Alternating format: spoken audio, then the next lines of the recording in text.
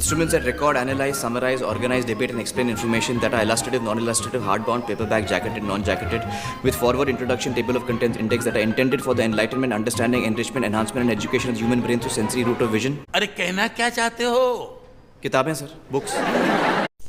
Hi guys, I hope ये three idiot की movie click एक अच्छा रेफरेंस प्रूफ होगी इस कॉम्प्लेक्स से वर्ड ऑब्फ्यूस्केशन को समझने के लिए. जैसे कि आपने इसमें देखा कि जो रैंचो का कैरेक्टर होता है वो प्रोफेसर को कितनी कॉम्प्लेक्स वे में बुक, एक सिंपल सा वर्ड बुक को कितने कॉम्प्लेक्स वे में प्रेजेंट करता है. तो ऑब्फ्यूस्केशन का मीनिंग वही है कि आप कोई सिंपल सी चीज़ को या कोई भी नॉर्मल चीज़ को कितना कॉम्प्लेक्स बना देते हो कि पहले तो वो समझ में ना आए, एंड अगर वो समझ में आए तो उसको मल्टीपल वेज में इंटरप्रेट किया जा सके. तो अब आपको इसका मीनिंग क्लियर हो गया, तो आप इसको ईजिली अपने आसपास स्पॉट कर सकते हैं. जैसे कि इसके कुछ रियल लाइफ हम सिनेरियोज देख लेते हैं. जैसे कि जो थोड़े टेक्निकल पर्सन्स हैं उनको पता होगा कि इसका कोडिंग में यूज़ होता है सिक्योरिटी पर्पस के लिए, जहाँ पे प्रोग्रामर क्या करते हैं, कोड को एक मोर डिफ़िकल्ट वर्जन में कन्वर्ट कर देते हैं कि वो फंक्शनल तो रहे लेकिन वो ह्यूमंस के लिए जो कि स्ट्रेंजर है, उन कोड की डॉक्यूमेंटेशन वगैरह नहीं है प्रॉपर, उनके लिए डिफ़िकल्ट हो उसको अंडरस्टैंड करना और रिवर्स इंजीनियर करना अटैकर्स के लिए. एंड ये डिफरेंट होता है एनक्रिप्शन से, क्योंकि एनक्रिप्शन में तो डेटा सारा एनक्रिप्टेड रहता है, बट इसमें आपको आप कोड देख सकते हो, लेकिन इसमें ये एक टेक्निक का यूज़ करते हैं जिसको बोलते हैं सिक्योरिटी बाय ऑब्स्क्योरिटी. एंड इसकी और भी काफ़ी सारी टेक्निक्स होती हैं जो कि यूटिलाइज करते हैं. इसका सेकंड यूज़ केस है लीगल स्फीयर में, जहाँ पे आपने देखा होगा कि कोई भी आप जब लीगल डॉक्यूमेंट वगैरह रिव्यू करते हो तो उसकी लैंग्वेज कितनी कॉम्प्लेक्स होती है, आपको टर्मिनोलॉजीज समझ ही नहीं आती, एंड आपको ऑफर रिलाई करना पड़ता है लीगल काउंसिल में. And you know it's funny like कि कितने सारे प्रोफेशंस हैं, डेजिग्नेशंस हैं जो कि ऑब्फ्यूस्केशन के करके ही फ्लरिश कर रहे हैं.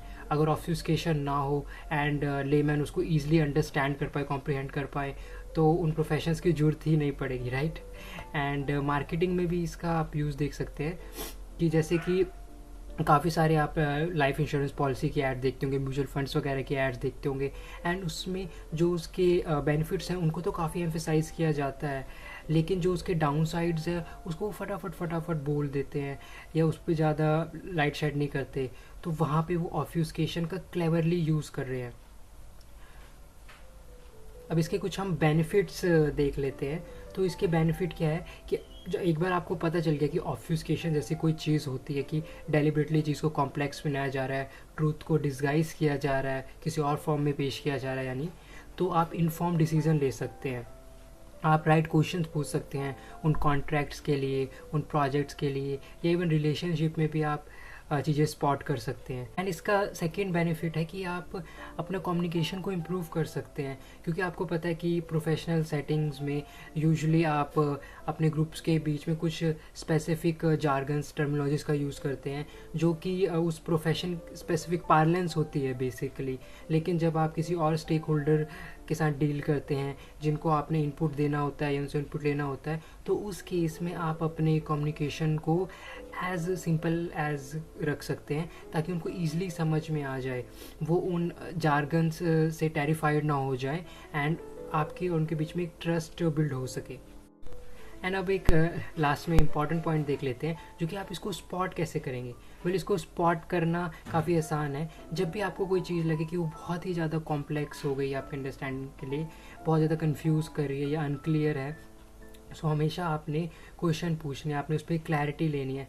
आप ऐसा कह सकते हैं कि could you please decompose it, could you please break it down for me, ताकि आप उसको ईजिली ग्रैस्प कर पाएँ.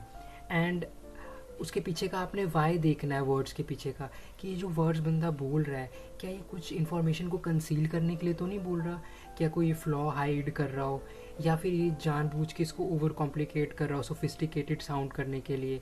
तो इन सिंपल चीज़ का यूज़ करके आप ऑब्फ्यूस्केशन को पहचान सकते हैं.